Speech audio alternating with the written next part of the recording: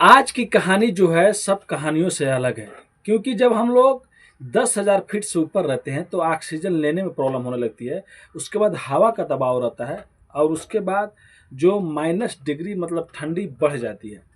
इसी बीच एक कहानी सामने आ रही है जहाँ पे अफगानिस्तान काबुल से एक लड़का इंडिया बैठ के चला आता है, वो भी जहाज में, जहाँ पे पहिए जहाज में लगा करते हैं। उसका फोटो आप लोग देख सकते हैं। तो सोच सकते हैं वहाँ पे कोई बैठ कर जिंदा, वो भी 2 घंटों तक बैठने के बाद इंडिया आता है, जो 700 किलोमीटर प्रति घंटा चलता है, जो 40,000 फीट ऊपर चलता है, जहाँ पे -50 डिग्री की ठंडक होती है। यानी कि ठंडी अलग हो गई, ऑक्सीजन लेवल समझ सकते हैं लेने में कितनी प्रॉब्लम हो गई होगी।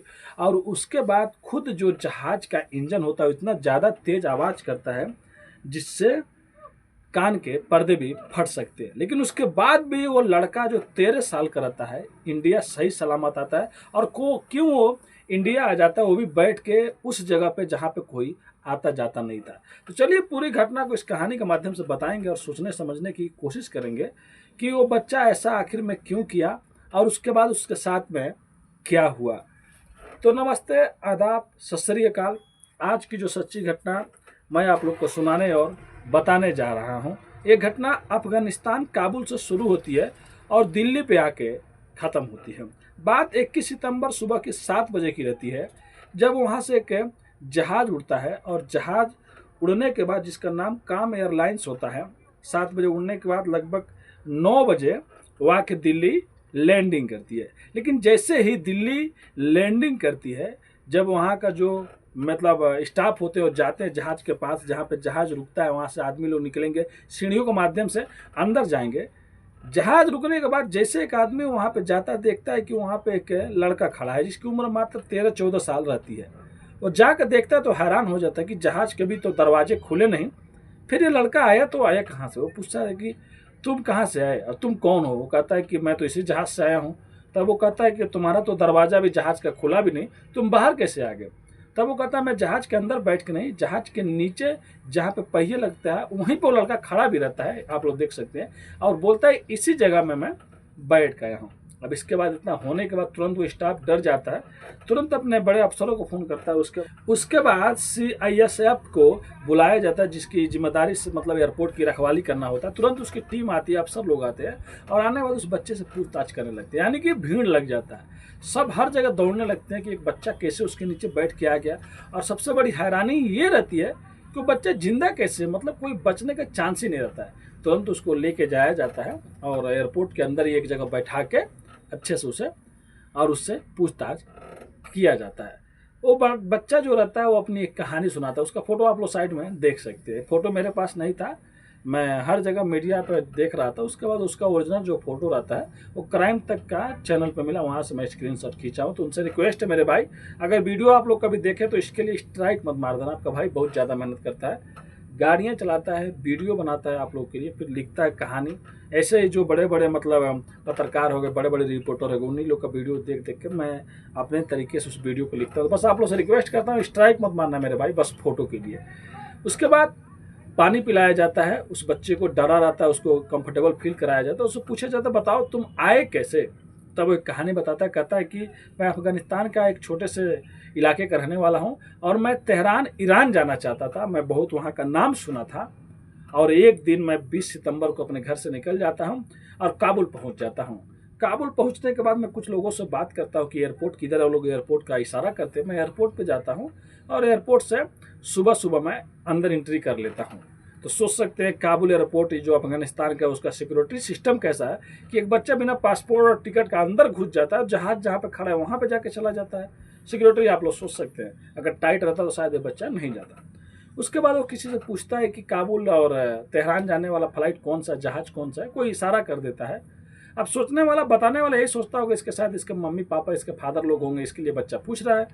अब जब पूरी भीड़ उस जहाज में बैठ रही होती है तब वो देखता है कि उन लोगों के हाथ में पासपोर्ट है, उन लोगों के हाथ में टिकट है। उसके बाद उन लोगों को अंदर एंट्री जाने दे रहे हैं। उसके बाद वो नीचे जाता है जहाँ पे चक्के लगे रहते पीछे दोनों साइड में, वहीं पे अंदर एक बॉक्स होता है छोटा सा, जो मतलब टायर अंदर जाने के बाद इतना जगह रहेगा कि एक आदमी आराम से उसमें दबक उबक कर बैठ जाएगा।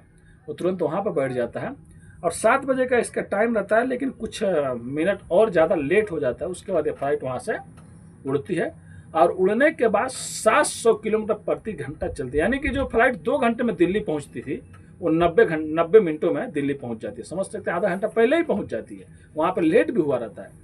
और पहुँचने के बाद जैसे वहाँ पर लैंडिंग करती है रनवे पे और जाती है जहाँ पे यात्री उतरते हैं, अंदर जाते हैं, तैसे ही एक जब आदमी जाता है देखता है कि उसके अंदर से एक बच्चा निकल के, मतलब एक आदमी वहाँ पर खड़ा है। जब उससे पूछताछ होता है तो पूरी कहानी बताता है।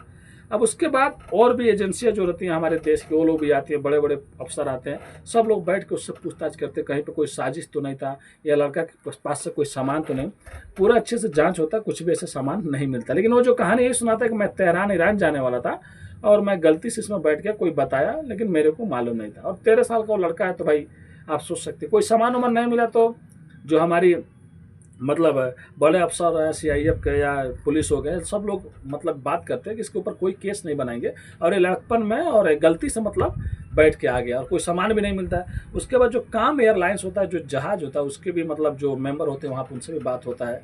जो जहाज़ के अथॉरिटी वाले रहते हैं वहाँ पर उनसे भी बात होता है। फिर अफगानिस्तान सरकार जो रहती है, मतलब एयरपोर्ट अथॉरिटी, उनसे भी बात होता है। फिर वो लोग भी कहते हैं ठीक है कोई बात नहीं, आप उनको भेज दीजिए। और सब लोगों से बात होने के बाद लास्ट में उस बच्चे को 21 सितंबर को जो सुबह में आया रहता है, उसको खाना खिलाया जाता है, पानी पिलाया जाता है, उसको कुछ अच्छे अच्छे तोहफे गिफ्ट भी दिए जाते हैं, क्योंकि भाई वो गलती से आ गया था, वो तो यहाँ से चला जाएगा। तो जो काम एयरलाइंस रहता है सुबह 7 बजे आता है, 9 बजे एंट्री मतलब इंडिया में लैंडिंग करता है दिल्ली में, और फिर शाम को 4 या 5 बजे यहाँ से फिर अफगानिस्तान काबुल रवाना हो जाता है। फिर उसके बाद सुबह में उसको आना रहता है, मतलब हर दिन उसका यही काम है, आना और जाना एक दिन में। उसके बाद इस बार तो वो टायर के जहाँ पे अंदर रखने का जगह रहता है, जहाँ मतलब फ्लाइट जब उड़ता है ना तो टायर जो रहते हैं उसका ऑटोमेटिक अंदर चले जाते हैं, वहाँ पे बैठ के आया था। तो सोच सकते हैं करिश्मा ही है, जहाँ पे आने के बाद शायद किसी को ऑक्सीजन लेने में प्रॉब्लम हो जाएगा। उसके बाद इतना ज़्यादा आवाज़ करता है, उसके कान के पर्दे फट जाएंगे, और इतना ठंडी रहती है कि खून भी जमा देती है।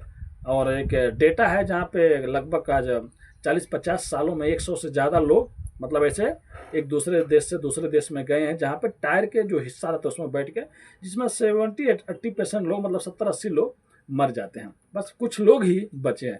तो सोच सकते हैं बच्चा भी बच गया रहता है। लेकिन इस बार तो ये छुप छुपा के आ रहा था, इसको तेहरान और ईरान जाना था। लेकिन उसके बाद शाम को 4 बजे उसी फ्लाइट से अब फ्लाइट पर बैठा के हमारी इंडियन जो सीआईएफ के अफसर रहते हैं, चाहे जो भी रहते हैं, ये लोग भी बैठा के इसको लड़के को यहाँ से रवाना कर देते हैं। लेकिन रवाना करने से पहले उसके गांव जो रहता है, जो इलाका रहता है अफगानिस्तान में, वहाँ पर बात किया जाता है कि क्या ये सच में जो भी चीज़ बता रहा है वो सही है या नहीं है। उसके घर पर बात होता है, उसके घर वाले भी बताते हैं हाँ ये झगड़ा कर रहा था, मेरे को ईरान तेहरान जाना है और ये गायब है, कल से दिखाई नहीं दे रहा है। और वहाँ से और भी जो टीम है, जो वहाँ का सरकार, उनसे बात होता है, जो उस इलाके के रहते हैं, वो लोग कहते हैं हाँ सही बात है। मतलब पूरा पुख्ता हो जाता है कि ये लड़का मतलब कोई गलत इरादे से नहीं बैठा था, कोई गलत इरादे से नहीं आया। उसके बाद उसको दोबारा अफगानिस्तान काबुल भेज दिया जाता है। तो ये थी कहानी काबुल से दिल्ली की सफ़र का, जहाँ पे 13 साल का लड़का, जहाँ पे कोई बच नहीं सकता था, कोई वहाँ पे आता जाता नहीं है, लेकिन वहाँ पे बैठ के समझ सकते 2 घंटे का सफ़र तय करता है और सही सलामत फिर से वापस चला जाता है। ये कहानी सुनाने का उद्देश्य किसी का भी दिल दुखाना नहीं है दोस्तों। अगर बोलने में कुछ गलती हो गया होगा तो अपने भाई को माफ़ कर दीजिएगा।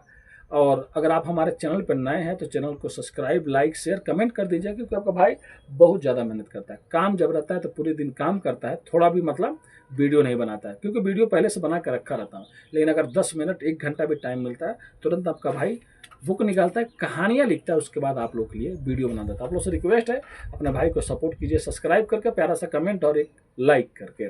धन्यवाद।